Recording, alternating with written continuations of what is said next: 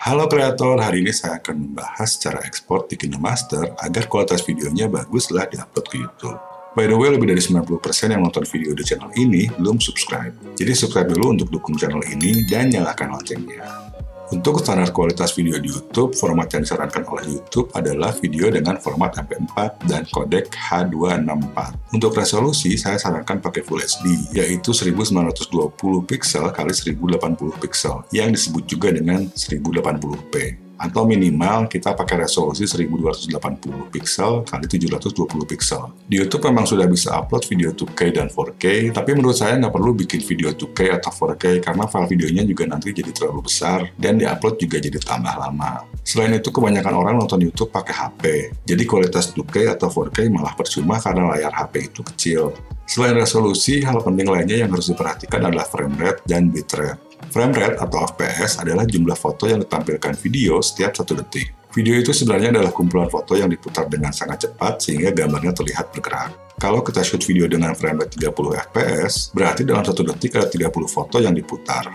Salah satu kesalahan yang dilakukan pemula adalah mengekspor video dengan FPS yang lebih tinggi. Contohnya, kita shoot video dengan frame rate 30 fps, tapi pas diekspor pakai 60 fps. Kalau gini hasil videonya jadi kurang mulus. Jadi kalau syuting pakai 30 fps, saat ekspor harus pakai 30 fps atau yang lebih rendah. Misalnya 25 fps atau 24 fps. Sedangkan bitrate itu adalah jumlah bits per second. Dalam kata lain, bitrate ini mempengaruhi kualitas video kalian. Semakin besar bitrate, maka kualitas video akan lebih bagus. Tapi semakin besar bitrate, ukuran file video akan lebih besar, lebih lama untuk diupload, lebih lama untuk diproses oleh YouTube, dan ukurannya akan dikompres oleh YouTube, di mana hal ini kadang bikin kualitas video malah jadi jelek. Berdasarkan dokumentasi YouTube, kalau video kita resolusinya pakai 1080p, bitrate yang harus diset saat syuting dan ekspor tergantung dari frame rate yang kita pakai. Untuk frame rate standar, yaitu 24, 25, dan 30 fps, bitrate-nya minimal adalah 8 mbps.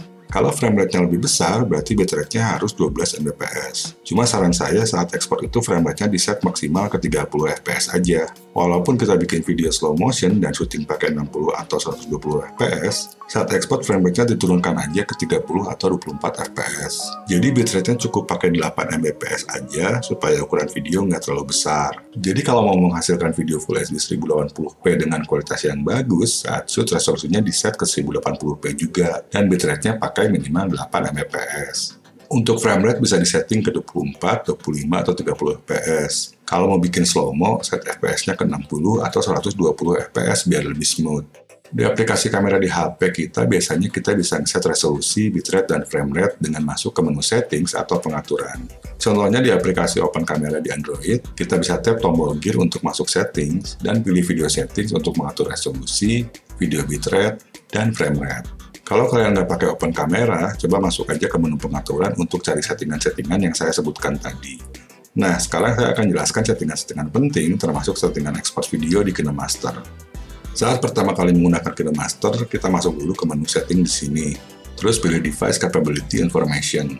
Di pojok kanan atas, tab 3 titik ini, dan tab Run Analysis Now. Hal ini penting dilakukan agar KineMaster tahu kemampuan HP kita, dan bisa mencegah terjadinya error saat ekspor video.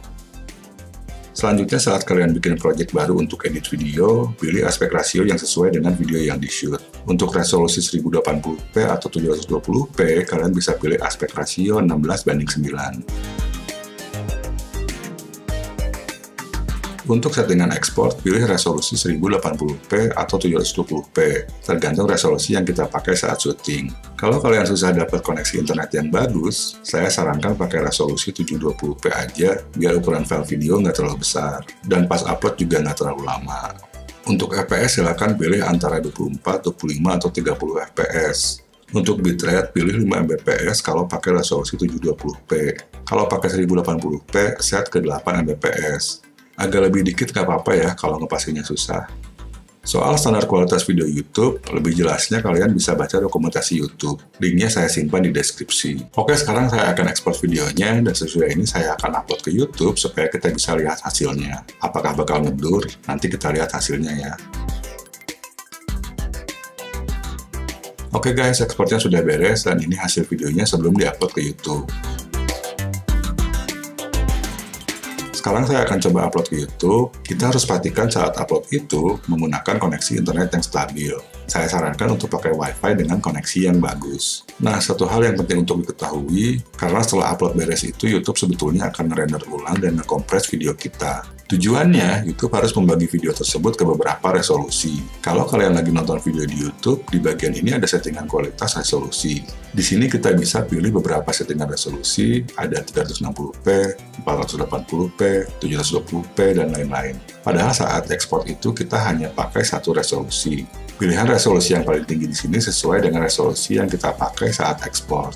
Hal ini disebabkan karena koneksi tiap penonton itu berbeda-beda. Untuk penonton dengan koneksi cepat, kualitasnya akan diset ke resolusi yang lebih tinggi. Dan untuk penonton yang koneksinya lambat, kualitasnya akan diset ke resolusi rendah oleh YouTube. Misalnya 36p atau bahkan lebih kecil supaya bisa nonton dengan lancar walaupun ngeblur.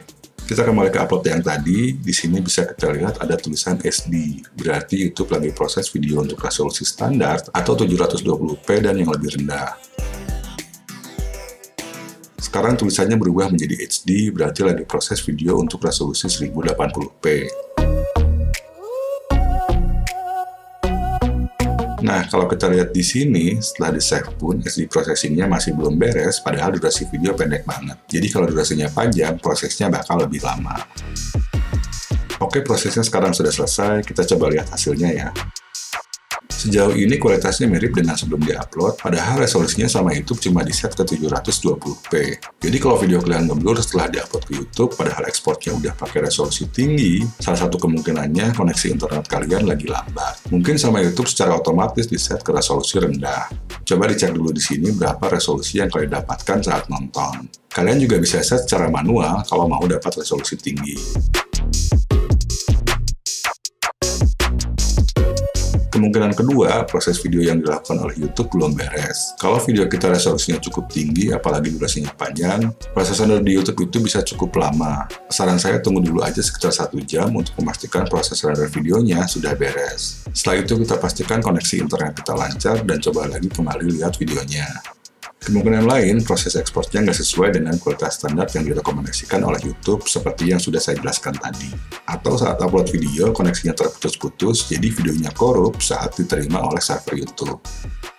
Oke, sampai di sini dulu. Mudah-mudahan informasi yang saya sampaikan cukup jelas. Kalau ada pertanyaan, silahkan ketik di komentar. Nanti akan saya jawab. Jangan lupa subscribe channel ini, dan sampai jumpa di video selanjutnya.